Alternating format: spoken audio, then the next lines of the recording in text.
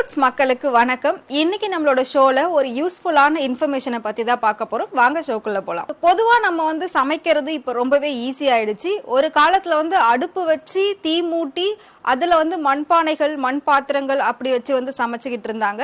அது அப்படியே கொஞ்சம் கொஞ்சமா மாறி கல்லு வச்சு அதுக்கப்புறம் அடுத்து கேஸ். ஸோ இப்போ பாத்தீங்கன்னா கிளாஸ் டாப் ஸ்டவ் வந்திருக்கு. அதே மாதிரி பாத்திரங்களுமே நிறைய அட்வான்ஸா மாறிடுச்சு. என்னன்னா நான்ஸ்டிக் பாத்திரங்கள் நிறைய வந்துடுச்சு. நம்ம இண்டக்ஷன்லாம் யூஸ் பண்ணிக்கிட்டு இருக்கோம். ஸோ இண்டக்ஷன்ல வைக்கிற மாதிரி நான்ஸ்டிக் பாத்திரத்தை இப்ப ரொம்ப அதிக அளவுல யூஸ் பண்ணிக்கிட்டு இருக்கோம்.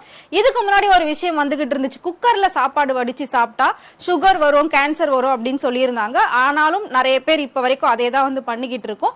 அதனால சாதத்தை எப்பவுமே வடிச்சு சாப்பிடுறதுதான் உடம்புக்கு நல்லதுன்னு சொல்லியிருக்காங்க.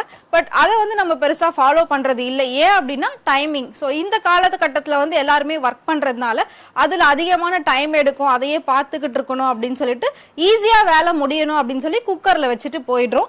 அதே மாதிரி தான் நம்ம அடிப்பிடிக்காம இருக்கணும் அப்படின்றதுக்காக நிறைய நான்ஸ்டிக் பாத்திரத்தை வாங்கி யூஸ் பண்ணிக்கிட்டு இருக்கோம்.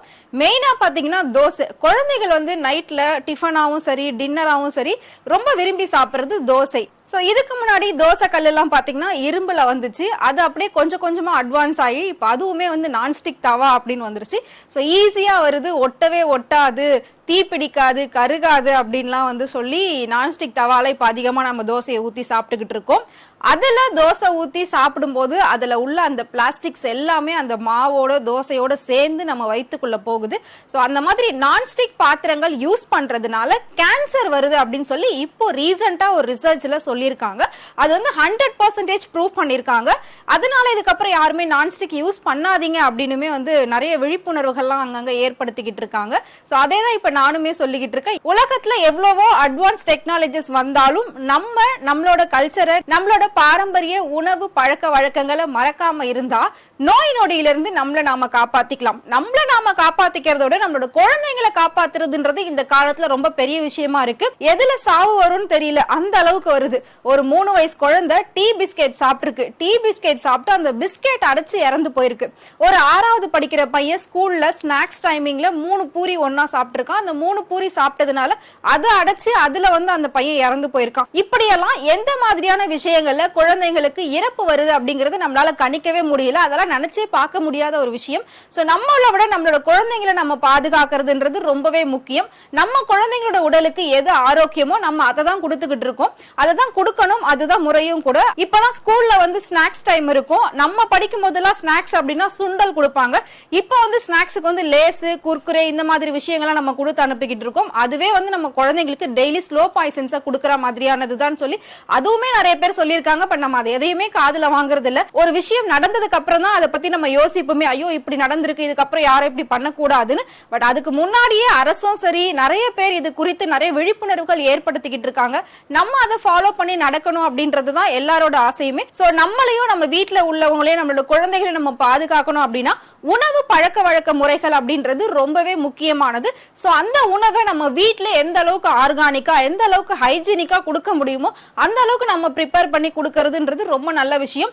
இப்பதான் இரும்பு கடாயெல்லாம் கிடைக்கவே மாட்டேங்குது. இரும்பு தோசைக்கல், இரும்பு கடாய், இரும்பு கரண்டி இதெல்லாம் கடைகள்ல இருந்தா கூட நம்ம யாருமே அந்த பக்கம் போறதோல அதை திரும்பி கூட பாக்குறதே இல்லை. எல்லாருமே கண்ணுக்கு எது பார்க்க பல பலன்னு இருக்கோ, எது புதுசா அழகா இருக்கோ, எது அட்வான்ஸா வந்திருக்கோ அதை தான் நம்ம வாங்கி யூஸ் பண்ணுவோம். அதுதான் கெத்து அப்படின்லாம் நினைச்சுக்கிட்டு இருக்காங்க. பட் அதெல்லாம் ஒண்ணுமே கிடையாது. உயிரை கொள்ளக்கூடிய ஒரு விஷயம் தான். முக்கியமா எதனால நான்ஸ்டிக்ல சாப்பிட்டா கேன்சர் வருது அப்படிங்கறத இப்ப நான் உங்களுக்கு சொல்றேன். சோ நான்ஸ்டிக்ல பர்ஃப்ளூரோ ஆக்டானிக் ஆசிட் அப்படிங்கிற கூடிய ஒரு வேதிப்பொருளை மிக்ஸ் பண்றாங்க. சோ அந்த வேதிப்பொருளை எதுக்காக மிக்ஸ் பண்றாங்க அப்படின்னா அது மிக்ஸ் பண்ணாதான் அந்த நான்ஸ்டிக் தவால ஷைன்னஸும் அந்த கலருமே வரும். அது மட்டும் இல்லாம அந்த ஷைன்னஸ் 1 வருஷத்துக்கு தான் இருக்கும். ஆனா அது ரொம்ப நாள் வரணும் அப்படின்றதுக்காக தான் அந்த கெமிக்கலை யூஸ் பண்றாங்க. அந்த கெமிக்கல் யூஸ் பண்றதுனால தான் நமக்கு உடம்புல நிறைய சைடு எஃபெக்ட்ஸ் வருது. சைடு எஃபெக்ட்னு சொல்றதை விட மெயின் எஃபெக்ட்ஸ் நிறைய வருது அப்படின்னு சொல்லலாம். அதுல முக்கியமான ஒரு நோய் தான் கேன்சர். சோ அது மட்டும் இல்லாம இன்னும் எவ்வளவு நோய்கள் இது மூலமா வருது அப்படிங்கிறது நான் உங்களுக்கு சொல்றேன். ஓகே, இந்த கெமிக்கல்ஸ் யூஸ் பண்றது மூலமா thyroid disorders, chronic kidney disease, liver disease, அதுக்கப்புறம் டெஸ்டிகுலர் கேன்சர், சோ இந்த மாதிரி எல்லா நோய்களுமே இந்த கெமிக்கலால உருவாகுது அப்படின்னு சொல்லலாம். சோ முடிஞ்ச வரைக்கும் நம்ம பாரம்பரியத்தை கைவிடாம நம்மளோட முன்னோர்கள் சொன்ன அந்த விஷயத்தை ஃபாலோ பண்ணோம் அப்படின்னா நம்மளால பாதுகாத்துக்க முடியும். வெஜிடபிள்ஸ், ஃப்ரூட்ஸ் இந்த மாதிரி விஷயங்கள் நம்ம அதிகமா சாப்பிடணும்.